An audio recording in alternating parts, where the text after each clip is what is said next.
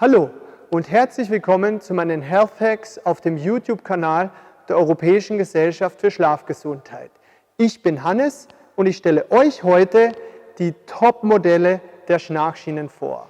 Vorab zur Erklärung, alle Schienen haben eines gemeinsam. Sie wirken nach dem sogenannten Protrusionsprinzip und schieben euren Unterkiefer leicht nach vorne. Auf diese Weise kann eure Zunge nicht nach hinten unten in den Rachen fallen und die Atemwege blockieren. Somnipax Guard S ist der Porsche unter den Schnarchschienen, also ein Schweizer Porsche. Mit 150 € ist die Schiene auch vergleichsweise teuer. Für langjährige Schnarchschienenträger lohnt sich diese Investition aber allemal. Denn das ultraflache Design der Schiene sorgt dafür, dass ihr besonders wenig Material im Mund habt. Insgesamt 8 unterschiedliche Vorschubstufen sind mit Hilfe von Bändern einstellbar.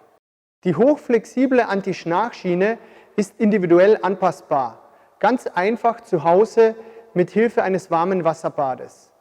Sollte das nicht beim ersten Mal gelingen, so ist es auch kein Problem. Ihr könnt Somnipax Guard S mehrmals anpassen.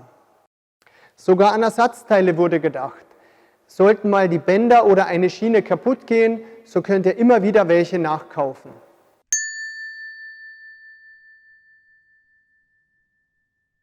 Somnogard AP2 gehört mit ca. 140 € zu den teuersten Schienen in unserem Vergleich.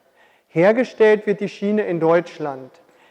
Ober- und Unterteil der Schiene werden hier mit Hilfe einer Stellschraube miteinander verschraubt. Sie lässt sich mit Hilfe des mitgelieferten Schraubenschlüssels stufenlos verstellen. Das funktioniert einfacher, als es sich zunächst anhört.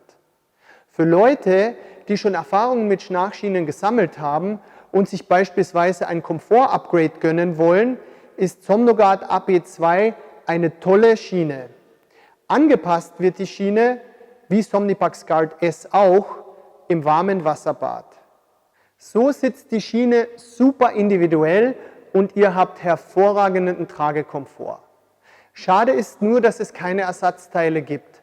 Passt daher bitte unbedingt auf die kleine Stellschraube besonders gut auf. Geht die verloren, müsstet ihr eine neue Schiene kaufen oder auf die Kulanz beim Hersteller hoffen.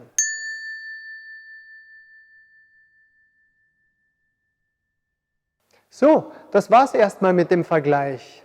Klickt euch gerne noch durch die weiteren Videos zu Schnarchschienen, Nasenspreizern und Co. und bleibt bitte noch kurz dran. Ich blende euch gleich eine ausführliche Übersicht mit den eben besprochenen Schienen ein.